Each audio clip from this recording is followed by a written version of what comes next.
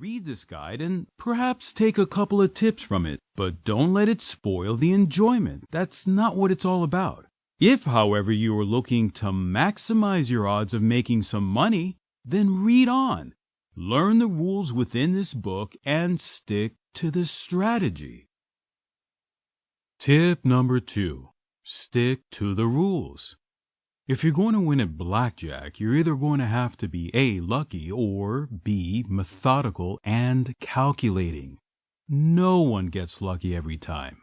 If you've met someone who claims to win at a casino every time they go in, they're not being honest with you, or they don't visit a casino very often.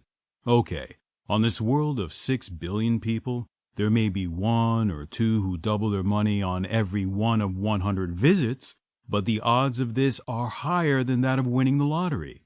So, you're going to have to let emotion take a back seat. You might not have the fun of playing when you did when you listened to your heart at the table, but that is the nature of the beast. So, this second rule of blackjack is simple to remember. Play to the rules I tell you. Never forget the rules. Don't deviate from the rules. This cannot be stressed enough. Okay, so that's 2 tips that are more psychological than strategic. Perhaps we should start talking about the odds. So,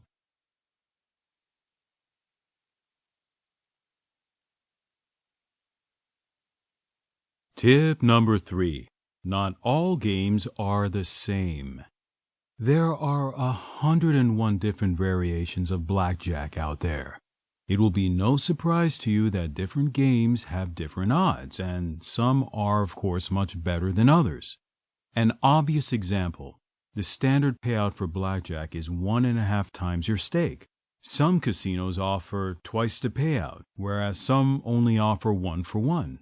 It therefore makes sense to find a game that offers you more for the same thing. A less obvious example, allowing a player to double is a key factor in you walking away with a profit. Some casinos only allow doubling on 10 or 11. This actually reduces your expected return by 0.2%. It may not sound like much, but add this to other factors, say 1-to-1 as in the example above, and you will see your expected return reduced by a significant margin. Some key percentages.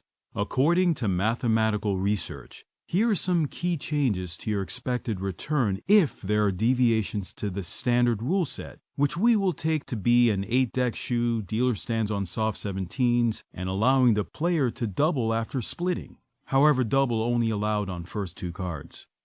Blackjack only plays 1-to-1, minus 2.3%.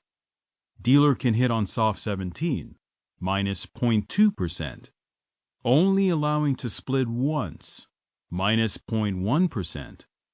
4-deck shoe, 0.1%.